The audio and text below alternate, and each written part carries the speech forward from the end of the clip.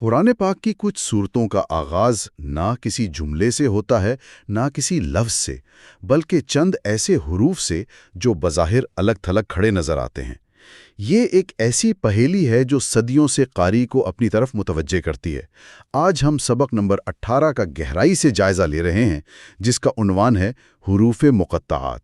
اور ہمارا مقصد صرف قواعد کو دہرانا نہیں، بلکہ ان حروف کی ادائیگی کے پیچھے جو صوتی فن ہے، اس کی جمالیات کو سمجھنا ہے۔ اور یہ بہت اہم نقطہ ہے آپ کا، کیونکہ ان کا نام ہی آپ دیکھیں، ان کی حقیقت کا پہلا اشارہ ہے۔ حروف مقطعات، اس کا لفظی مطلب ہے کٹے ہوئے حروف یا الگ الگ کیے گئے حروف۔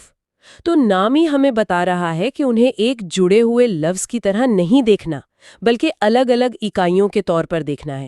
اور یہی وہ بنیاد ہے جس پر ہماری آج کی ساری گفتگو قائم ہوگی۔ بالکل۔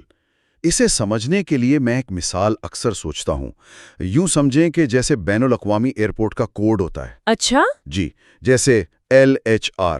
اب ہم اسے لہر تو نہیں پڑھتے، نہیں، بالکل نہیں۔ ہم ایک ایک حرف کو الگ الگ ادا کرتے ہیں۔ LHR۔ ہر حرف اکیلا ہے، لیکن مل کر ایک بہت بڑے نظام کی نمائندگی کرتا ہے۔ تو شاید حروف مقطعات کے ساتھ بھی کچھ ایسا ہی معاملہ ہے کہ انہیں انفرادی طور پر پڑھنا ہے۔ یہ مثال تو بہترین ہے، کیونکہ یہ براہ راست ہمارے پہلے اور سب سے بنیادی اصول کی طرف لے جاتی ہے۔ دیکھیں، ماخذ میں واضح طور پر کہا گیا ہے، ان حروف کو مفرد حروف کی طرح الگ الگ پڑھیں۔ یعنی ہر حرف کا اس کا پورا نام لے کر؟ بالکل، ہر حرف کا پورا نام لیا جائے۔ مثال کے طور پر علم میم ہے، جی، تو اسے علم کی طرح ایک لفظ بنا کر نہیں پڑھا جائے گا۔ ایک لفظ کی طرح نہیں۔ نہیں، بلکہ الف لام میم کی صورت میں ادا کیا جائے گا۔ اور یہ صرف ایک قاعدہ نہیں ہے، یہ قاری کی رفتار کو شروع میں ہی کنٹرول کرنے کا ایک ذریعہ ہے۔ یہ اسے ٹھہرنے پر مجبور کرتا ہے، سوچنے پر مجبور کرتا ہے۔ اچھا، یعنی یہ صرف حروف کے نام لینا نہیں ہے، یہ تو ایک طرح سے تلاوت کا ٹیمپو سیٹ کرنے کا طریقہ ہے۔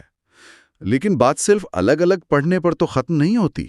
جب ہم ان حروف کی تلاوت سنتے ہیں تو اس میں ایک خاص موسیقیت، ایک آہنگ محسوس ہوتا ہے۔ یہ کسی صوتی نقشے کی طرح لگتا ہے، ایک ووکل سکور کی طرح۔ آپ نے بالکل درست لفظ استعمال کیا، صوتی نقشہ۔ اور یہیں سے دوسرا اور شاید زیادہ تکنیکی قاعدہ سامنے آتا ہے۔ ماخذ ہمیں ہدایت دیتا ہے کہ اس طرح پڑھیں کہ مدات کی مقدار پوری ادا ہو۔ مدات یعنی آواز کو کھینچنا؟ جی، آواز کو کھینچنا یا لمبا کرنا۔ اور یہ محض ایک صوتی سجاوٹ نہیں ہے، یہ ہر حرف کو اپنا کردار ادا کرنے کے لیے ایک یوں کہیں کہ ایک سٹیج فراہم کرتا ہے۔ جب آپ کاف کو کاف پڑھتی ہیں تو وہ جو الف مدہ کا کھچاؤ ہے، وہ اس حرف کو ایک وزن اور جلال دیتا ہے، سننے والے کو ذہنی طور پر تیار کرتا ہے کہ کچھ اہم بات شروع ہونے والی ہے۔ اچھا، تو یہ کھینچنا صرف ایک تکنیکی ضرورت نہیں، بلکہ ایک ڈرامائی ٹھہراؤ پیدا کرنے کا ذریعہ ہے۔ جیسے سواد کی مثال ہے، یہاں صرف سواد کہہ دینا کافی نہیں ہے۔ اس سواد کی ادائیگی میں جو طوالت ہے، اس کا جمالیاتی مقصد کیا ہے؟ بالکل کافی نہیں۔ اگر آپ صرف سواد کہیں گے تو اس کا صوتی اثر تقریباً ختم ہو جائے گا۔ سواد پڑھتے ہوئے الف مدہ کی وجہ سے آواز میں جو گہرائی اور ٹھہراؤ آتا ہے، وہ سننے والے کی توجہ کو مکمل طور پر اپنی گرفت میں لے لیتا ہے۔ صحیح۔ اسی طرح نون کو نون پڑھا جاتا ہے۔ یہاں واو مدہ آواز کو ایک مخصوص دورانیے تک لمبا کرتا ہے۔ یہ لمبائی ان حروف کی تلاوت کا لازمی حصہ ہے۔ یہ قاری کو جلد بازی سے روکتا ہے۔ ٹھیک ہے، تو آواز کو لمبا کرنے سے ہر حرف کو ایک اپنی شناخت اور وزن ملتا ہے۔ بالکل، لیکن کیا ہوتا ہے جب یہ حروف ایک دوسرے کے قریب آتے ہیں؟ کیا وہ پھر بھی مکمل طور پر الگ رہتے ہیں یا ان کے درمیان کوئی صوتی کیمسٹری پیدا ہوتی ہے؟ کیونکہ ماخذ میں اسی قاعدے کے ساتھ ایک اور ہدایت بھی ہے۔ نیز اخفاء اور ادغام آنے کی صورت میں غنہ بھی کرے۔ اب غنہ تو ہم جانتے ہیں، لیکن حروف مقطعات میں اس کا استعمال تلاوت کے تاثر کو کیسے بدلتا ہے؟ یہ ایک شاندار سوال ہے، کیونکہ یہ ہمیں ان حروف کی انفرادیت اور ان کے باہمی تعلق کی پیچیدگی کو سمجھنے میں مدد دیتا ہے۔ غنہ یعنی وہ ناک سے نکلنے والی گونجدار آواز۔ جی، وہ یہاں ایک صوتی پل کا کام کرتی ہے۔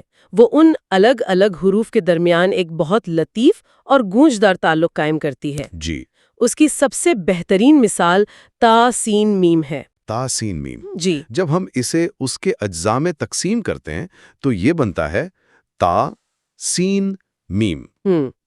یہاں جب سین کی نون کی آواز میم کی میم سے ملتی ہے تو ادغام کا قاعدہ لاگو ہوتا ہے اور ایک واضح گننا پیدا ہوتا ہے۔ بالکل، یہ گننا ان دو الگ حروف کو ایک لمحے کے لیے صوتی طور پر جوڑ دیتا ہے، جس سے ایک ایسی روانی اور خوبصورتی پیدا ہوتی ہے جو ان کے الگ ہونے کے باوجود ایک وحدت کا تاثر دیتی ہے۔ واہ، یہ تو بہت دلچسپ ہے۔ یعنی حروف اپنی انفرادی حیثیت بھی برقرار رکھتے ہیں، جی، لیکن جہاں صوتی قوانین اجازت دیں وہاں وہ ایک دوسرے کے ساتھ مل کر ایک نیا آہنگ بھی بناتے ہیں۔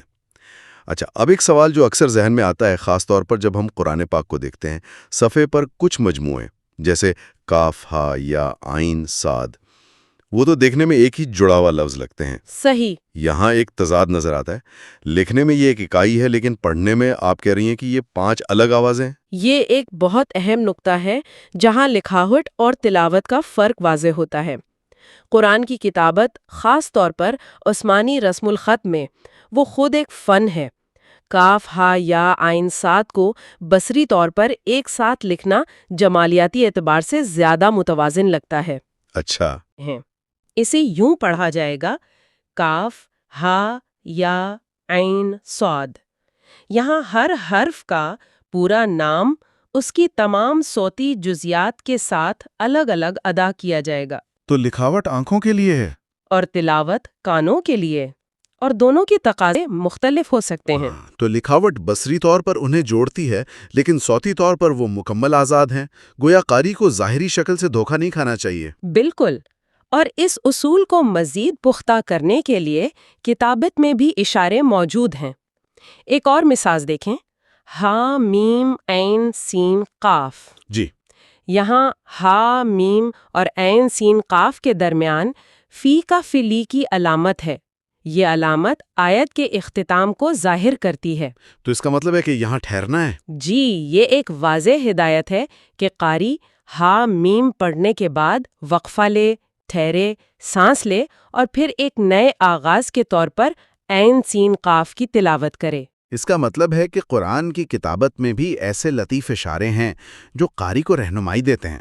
یہ واقعی حیران کن ہے۔ اب ماخذ میں ایک بہت ہی خاص صورتحال کا ذکر ہے جہاں حروف مقطعات کا یہ اصول ایک اور طاقتور لفظ سے یوں کہیں کہ ٹکراتا نظر آتا ہے۔ یہ سورۃ البقرہ اور آل عمران کے آغاز میں ہے، جہاں عالم کے فوراً بعد لفظ اللہ آتا ہے۔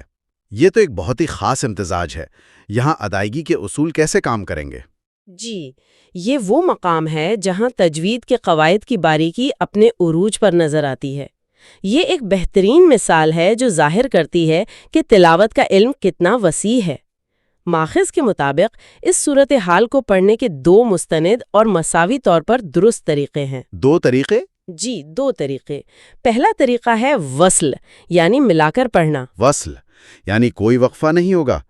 کیا اس کا مطلب یہ ہے کہ میم کی آواز سیدھی لفظ اللہ سے جڑ جائے گی؟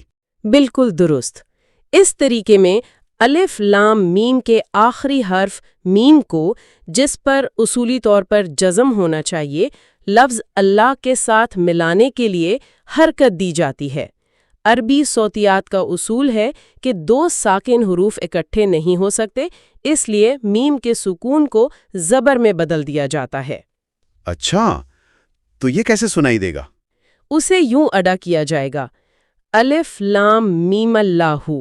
آپ نے غور کیا کہ میم کی آواز میم سے میمہ بن گئی اور ایک روانی کے ساتھ اس میں جلالت سے جڑ گئی۔ یہ ایک بہاؤ پیدا کرتا ہے، گویا یہ پر اسرار حروف براہ راست اللہ کے نام کی طرف رہنمائی کر رہے ہیں۔ یہ تو بہت ہی لطیف نکتہ ہے۔ اور دوسرا طریقہ کیا ہے؟ وہ یقیناً اس سے مختلف تاثر پیدا کرتا ہوگا۔ جی، دوسرا طریقہ ہے وقف، یعنی ٹھہر کر پڑھنا۔ اس طریقے میں قاری پہلے الف لام میم کو اس کے تمام قواعد کے ساتھ مکمل طور پر ادا کرتا ہے اور میم کے آخر پر جزم کے ساتھ ٹھہر جاتا ہے۔ ایک مکمل وقفہ۔ ایک مکمل وقفہ، پھر وہ سانس لیتا ہے اور اس کے بعد الگ سے لفظ اللہ کی تلاوت کرتا ہے، یعنی الف لام میم وقفہ اللہ۔ یہاں تاثر بالکل مختلف ہے۔ بالکل، وصل میں اگر روانی تھی تو وقف میں ایک جلال اور ہیبت ہے، ایک گہری خاموشی کے بعد اللہ کا نام آتا ہے جو اس کی عظمت کو مزید بڑھا دیتا ہے۔ یعنی دونوں طریقے درست ہیں اور انتخاب قاری کی ترجیح پر ہے کہ وہ کون سا تاثر پیدا کرنا چاہتا ہے۔ جی، روانی اور اتصال کا یا ہیبت اور جلال کا۔ یہ تو بہت ہی گہری بات ہے۔ تو آج کی گفتگو کا خلاصہ یہ ہے کہ جو حروف بظاہر ایک پراسرار کوڈ لگتے تھے، دراصل ان کی ادائیگی کے پیچھے گہرے صوتی اصول، ایک مکمل فن اور ایک جمالیاتی مقصد چھپا ہوا ہے۔ یہ صرف حروف نہیں ہے بلکہ صوتی ہدایات کا ایک مجموعہ ہے۔ اور ان تمام قواعد کا ایک گہرا نفسیاتی اور روحانی مقصد بھی ہے۔ جب قاری کو ہر حرف پر مد کرنے، غنہ کرنے اور الگ الگ پڑھنے کی ہدایت دی جاتی ہے تو یہ چیزیں اسے مجبور کرتی ہیں کہ وہ ٹھہر کر پڑھے، توجہ کے ساتھ، جی توجہ کے ساتھ، اور ہر حرف کو اس کا پورا حق دے کر پڑھیں۔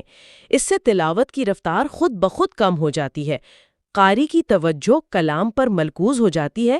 یہ گویا تلاوت کے آغاز میں ہی قاری کو ایک غور و فکر کی کیفیت میں لے جانے کا ایک ذریعہ ہے۔ کیا خوبصورت نکتہ ہے۔ ان ٹوٹے ہوئے حروف کی خوبصورتی شاید ان کے بکھرے ہولے میں ہی ہے۔ جب ہم ٹھہر کر ہر حرف کو انفرادی طور پر اس کی پوری صوتی شان کے ساتھ ادا کرتے ہیں تو ہمیں یاد دہانی ہوتی ہے کہ اس کتاب کا ہر ایک حرف، ہر ایک آواز اپنا ایک وزن، اپنی ایک اہمیت اور اپنی ایک الگ دھن رکھتی ہے۔ یہ ہمیں سکھاتا ہے کہ بعض اوقات گہرے معنی الفاظ اور جملوں میں نہیں بلکہ ان کی بنیاد بننے والی انفرادی آوازوں کے ٹھہراؤ میں پوشیدہ ہوتے ہیں۔